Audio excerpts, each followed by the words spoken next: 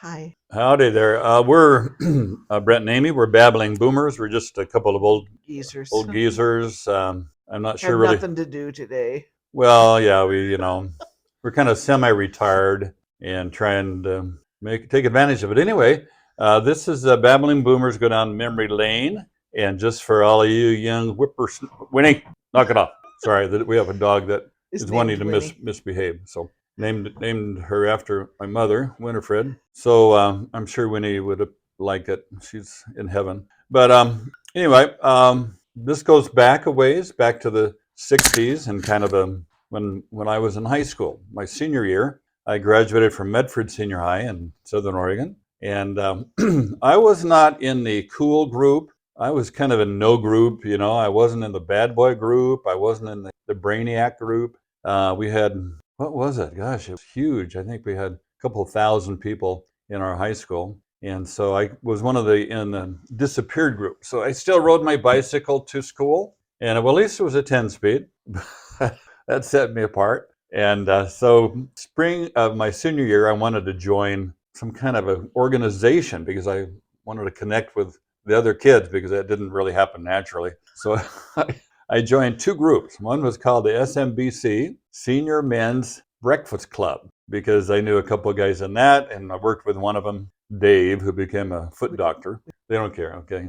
But anyway, so we'd go out and have breakfast, and then I just very quickly discovered that most of these guys were bad boys. So one time we went out to eat breakfast, and then they were driving by where the senior girls breakfast club met, and they were seeing how many guys could hang their rear ends out the window as they drove by a Denny's, and this is kind of what we called a BA, if you can imagine what that was. So I thought, I don't know, this is my group or not. It took me a little while to fully understand that. Another time they were all out early morning, it was still dark, trying to break a street light, and I thought, the cops showed up, and that I'm beginning to get a clue. Not my group.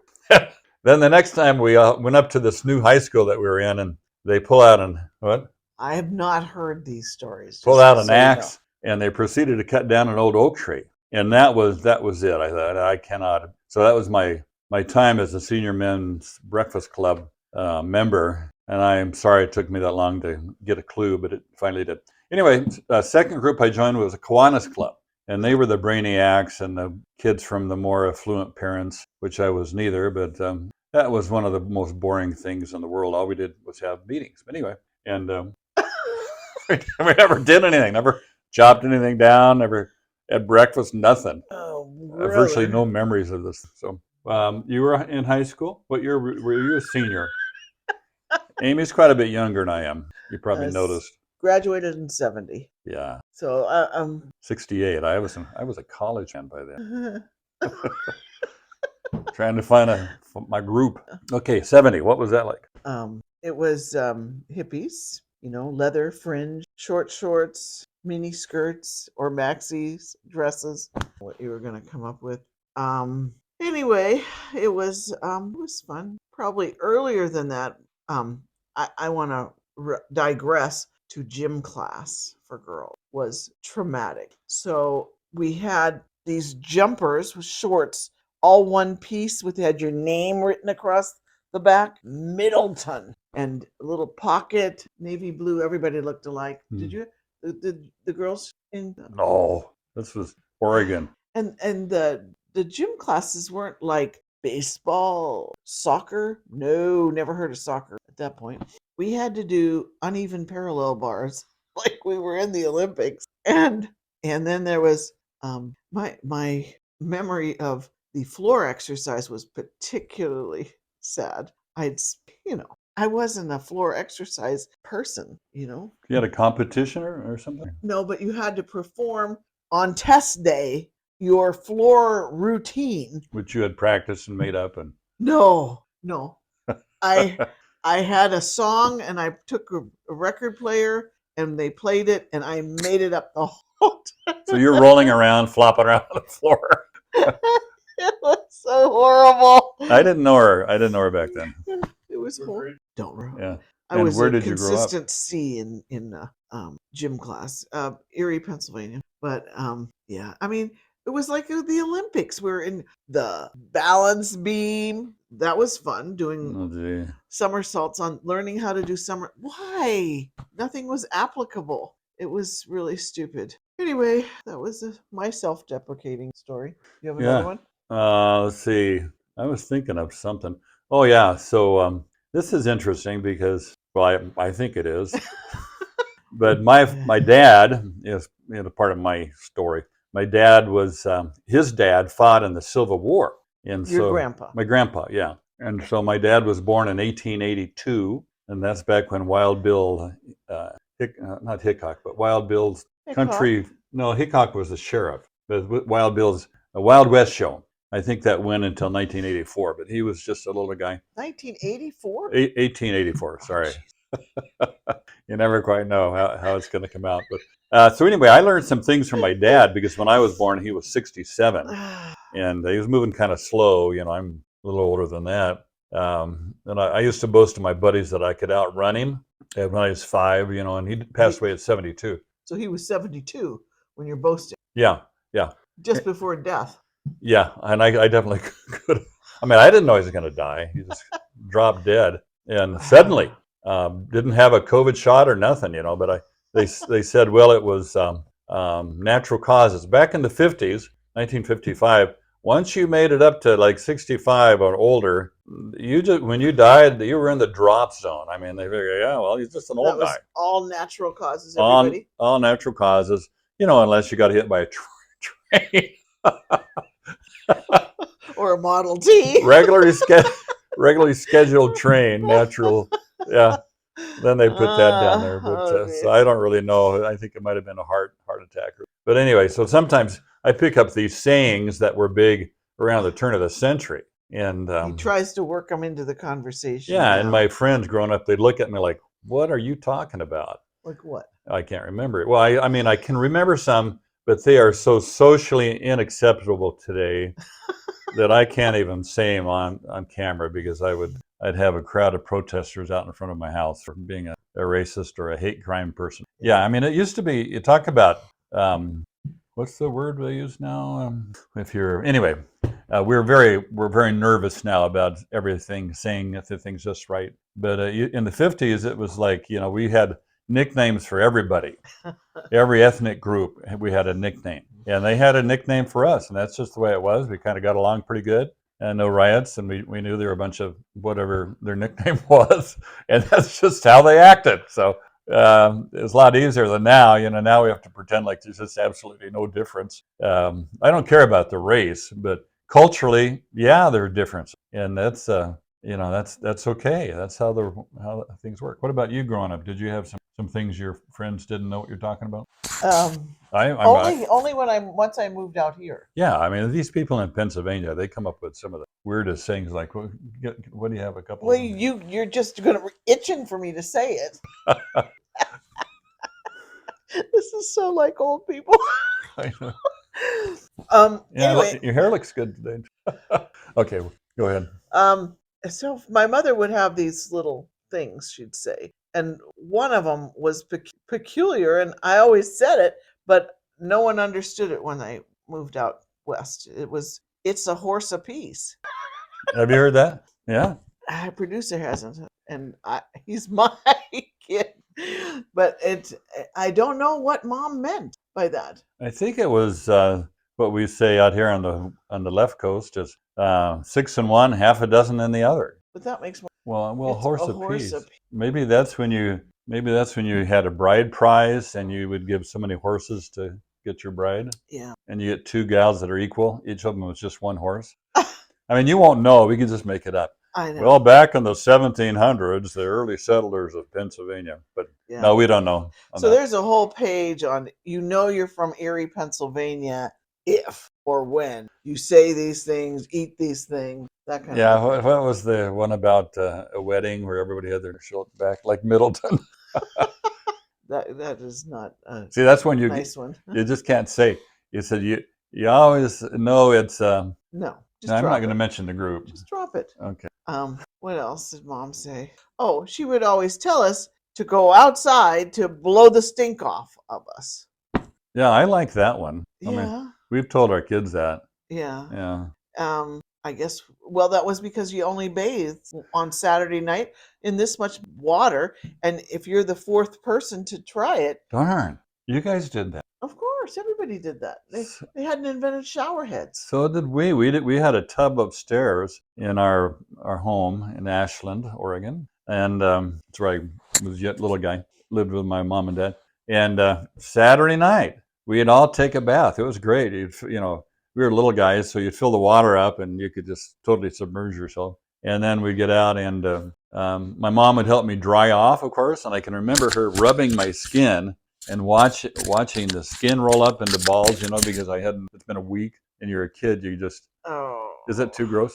Yeah. But I thought, Yeah. wow, I really needed, and the water was brown because my brother would be in there first. And actually, I don't know if my folks were in there first, but it's kind of sounds so totally gross. But we also had, things were different back then. All you young folks, which sorry, blamed with my mic.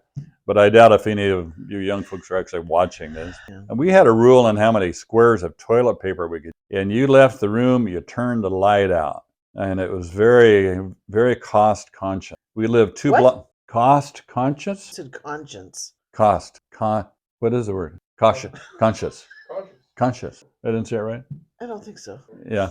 But so we lived 2 blocks from the grocery store, and we would never drive the car there because we walked to the grocery store, because my dad would say, and my mom, nah, I don't want to start the car up.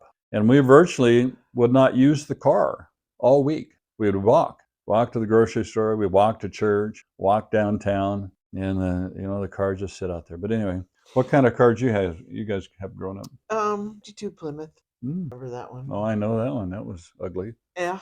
And then I remember my mom giving me a quarter and sending me across a major highway to a little mini mart, it's called. Hello. And I would buy her cigarettes for her and run back home. Yeah. Benson and Hedges, Yeah. 100s. That's back when you could, if you had the money, you could buy a little vial of mercury To play with. and then pour it out in your hand. Ah, And it'd make a little ball, and then you coat a dime with it, And no wonder we're having problems. that's where Alzheimer comes from. It's all these kids my age are playing with mercury, and it's absorbed right into the skin, for Pete's sake. So Well, you'd break a thermometer too. You could yeah, find- and I'd go down and buy cigars for my older sister's husband, 10 cents to buy a cigar, and we had the faux cigarette candy. yeah. But I remember the guy says, who's this for? And I said, oh, it's for my, and I was never a liar. And so I'd always tell the truth. And so, you can kind of tell when a little kid's telling. And I said, oh no, it's for Al, my sister's husband. But it's actually one of my first lessons in truth telling. I have actually it was my start of my criminal career, which was very short. I was 4, and we had walked down to the White House, they called it, the local grocery store. And I had lifted a piece of gum, and then it was 2 for a penny. And this was the little pink gum. It was really good, and it had a little cartoon in it. Double bubble. Double bubble, yeah. You call it double because you get 2 for a penny. And so we walked out, and I'm going to boast to my mom about it. And so, Bad idea. and I pulled on her dress, and she's looking down at me. She's got a bag, holding my hand.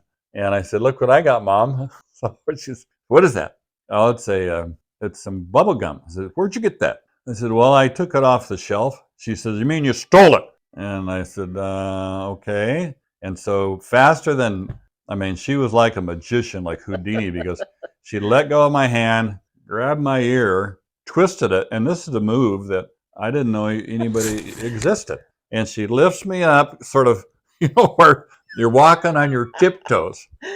And she says, she marches me back in there. And she says, you put that on the counter and you tell this man that you stole it.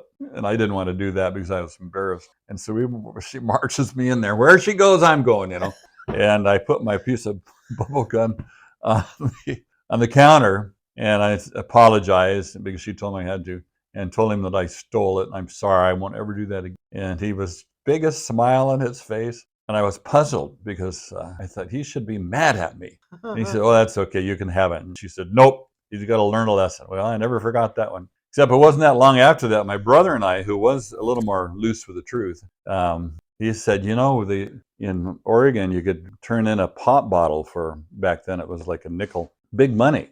Nickel was. You'd buy a full size candy bar for a dime, and so we'd go looking for pop bottles. And you know, I think I was 5 then, and he was 7. And so then he began to notice that behind the White House grocery store, they would put these cases of Nesbitt's orange pop, just bottles free for the taking. So we turned in a couple of those, you know, because that was consistent with our you know, the guy knew Crime us. spree. Yeah, our modus operandi. So he said, well, let's just lug up the whole case.